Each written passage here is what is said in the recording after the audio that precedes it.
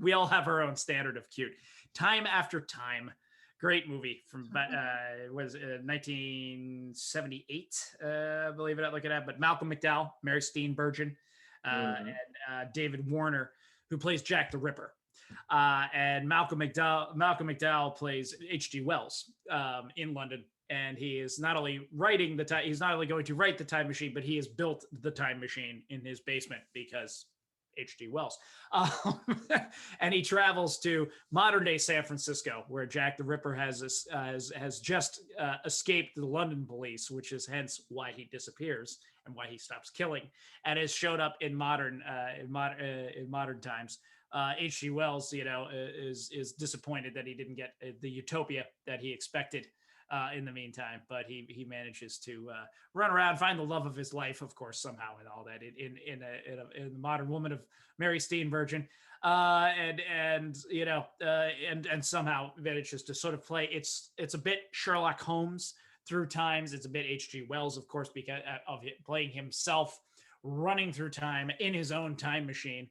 Play that, and shout out on the very first role ever. Corey Feldman is in this movie for 2 seconds, and it's because when he first shows up, he travels through time, and the time machine is sitting in an H.G. Wells exhibit in the middle of San Francisco, and he's sitting in the machine, and Corey Feldman says, "Mommy, what's that man doing in there?"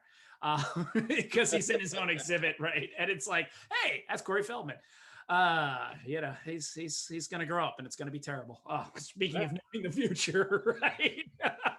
Speaking of a little time travel moment, but gentlemen, that was amazing. That was a fantastic little romp through all of our favorites in time and space. I really enjoyed that. That was good. Yeah, that was good. I mean, I had to, especially because Christopher Nolan, I think he even admits that he's terrible at directing emotion. Like he's not very good at it. I mean, hopefully the actors can just kind of jump in and evoke something, but he himself, a la George Lucas' first Star Wars movie, is terrible at getting actors to show emotion. Right. And so that's why you really end up having to focus on a lot of, it might be intentional. You have to focus on those details, because Tenet, you have to watch it twice. I'm not calling it our audience or you stupid, or, to really get it. And even if you think you've got it, you've got to watch it twice, because this is also based on theoretical physics.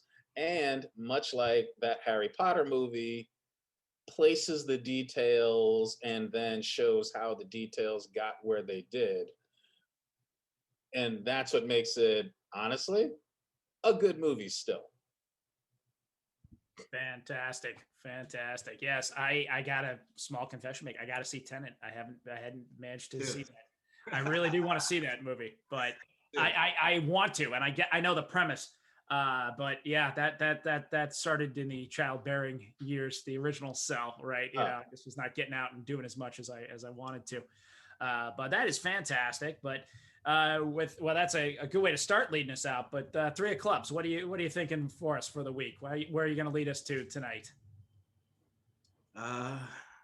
Say believe in yourself and start there. And there's laws that you should probably believe in, and then there's theories in which feel free to question. Fuck yeah, bro. Love it. Absolutely pushing on that. Definitely. I think you got the power. I think you're right. You can do a lot of things, believe in yourself, and yeah, feel free to question some theories, and maybe don't push the law. To quote. Yeah, I meant laws like, scientific and natural laws. Yes. I'm not here to tell you how to live your life as far as the government is concerned. That is between you and whoever you pay taxes to. I'm just pointing out natural law. Like, if you want to show up and tell me you don't believe in something, like, let's say a law of gravity, then you go ahead and not believe in it. But let's see it. Indeed. I bet you'll believe in when we get to the rooftop. Right then, that's when you become. Yeah, right then. So it's those laws in which I speak of. I think I'm very much with you there. Star Child, where are we going to into the stars tonight? I'm with RaShaun, man. Question everything, challenge everything. There's absolutely nothing that's static. Everything's evolving and everything is falling apart. That again, we're going deep, man. We started off in our I didn't say that was a bad thing. No, no. I mean, we No. started off in our little pop culture land, and then yeah, we're questioning dimensions, reality, time, space. That's what this show is supposed to be all about. So thank you so much for coming out to the steam tunnels. I'll just go with that concept from Matthew McConaughey in True Detective. Time is a flat circle, happening over and over again. Always gotta love that.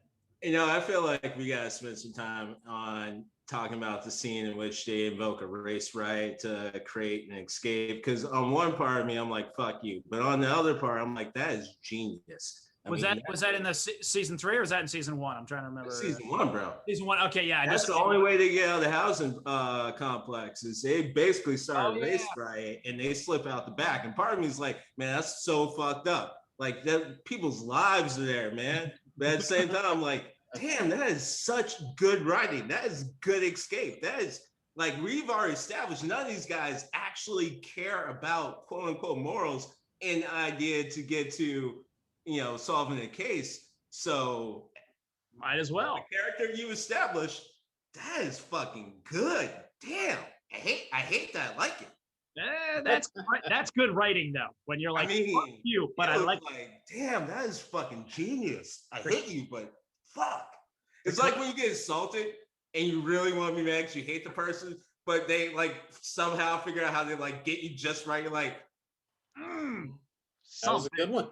Selfish, exactly. Respect, just that little bit. Like every point Greg makes about Star Wars. I'm gonna quote Sam in Falcon and Winter Soldier, which is he's out of line, but he's right.